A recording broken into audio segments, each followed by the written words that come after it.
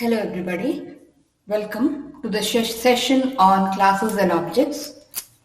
The agenda for today's topic is classes, objects, simple example on classes and objects. Class in Java. Class is the core of Java and a class is a template for an object and an object is an instance of a class. So in any object-oriented language, a class is a template for an object. So what is meant by a template? It is a structure that has been given.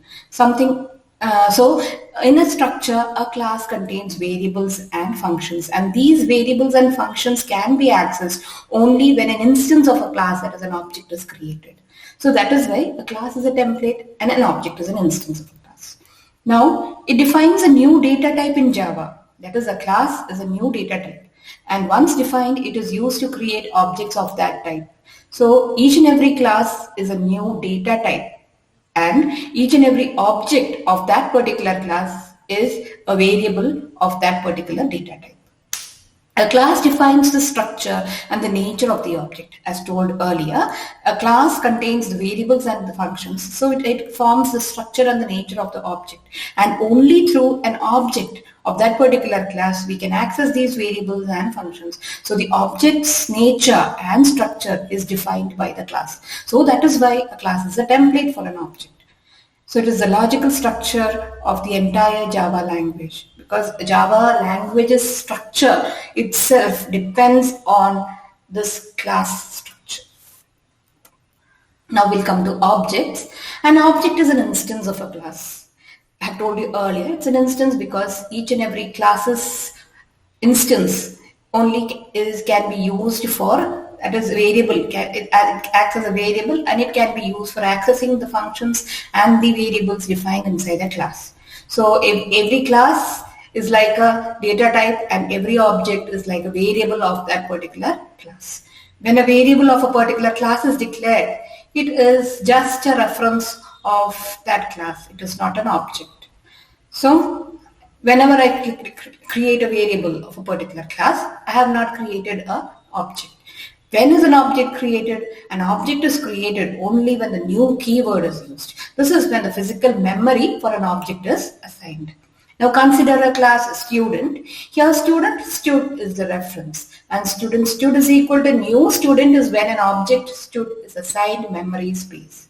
So student is where I have given the reference is for the particular class. I have not assigned memory, but only when I use new stud after the equal to sign, that is stud is equal to new student, it is only when that a stud is assigned memory allocation, that is an object of kind stud is created.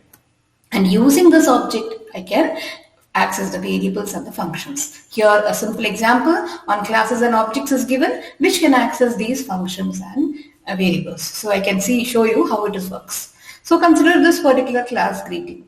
Here I have created a function class greeting inside curly braces. It shows the structure of the class. Here inside the class I write a function. I don't write a variable. I have just written a function over here. I have written public void greet, which is the format of writing a function in Java, and then system, since it doesn't have return type, so I have used void. Then this function has to print a sentence, so I write system.out.println. System.out.println is the syntax of Java to print anything onto the console, and inside the println within the braces I write welcome to the world of Java. This is the sentence in double quotes, and this is the sentence which has to be printed. So this function has to print something on the console, the sentence on the console. Now public static void main, this is something which is very mandatory for a particular class. Inside the greeting class I have to write a main method, and public static void, main method has to be public, it has to be static, it has to be void, and the main method has got string array as arguments. So this is how a main method is written in Java. Now we come to how to create an object over here. Inside the main method, I have to create an object first, because any class can have any number of methods, any number of variables written, but only these variables and functions can be accessed by the use of a by the use of an object. So an object has to be created. So greeting G is equal to new greeting. This is when an object of G gets its memory allocation. This is what I was trying to tell earlier. You can just understand it over here. Now G dot greet. Using this object G, I can call the function written earlier in the function, the class. So I call greet function. I can't simply call the greet function. I have to use the object for calling the functions inside the greeting class. Now I have to save this particular file using the name of the class in which the main method is written. This is mandatory in Java, and I have saved it inside Java EG OCT folder. You can save it in any other folder. I have done it in this folder. Now I come to the execution part.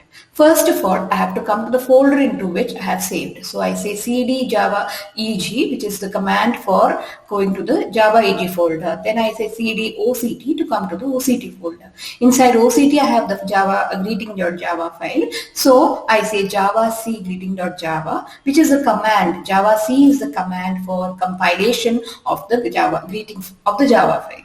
Now after compilation, I get a dot class file. This dot class file is the bytecode format of this Java file, and then this bytecode is platform independent, and then I have to execute it. To execute this file, I have to use the command Java. So Java greeting, actually by just calling greeting, I'm calling the dot class file.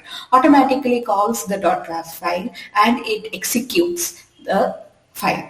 That is the command that is to be run. So inside the greeting file, the function was greet, isn't it? The greet function had to do nothing else but print welcome to the world of Java. So that is what is printed over here. So if there were any errors, it would have been seen when I compiled the greeting file. Since there is no error, I could execute it. So execution is Java greeting, and I get the function. So function run over here. So I think everyone is clear about what I have been trying to tell over here. I was trying to tell about classes, objects, simple example, and how I compiled it. You can know more about it when you do the practical sessions. So thank you for joining our session on classes and objects in Java.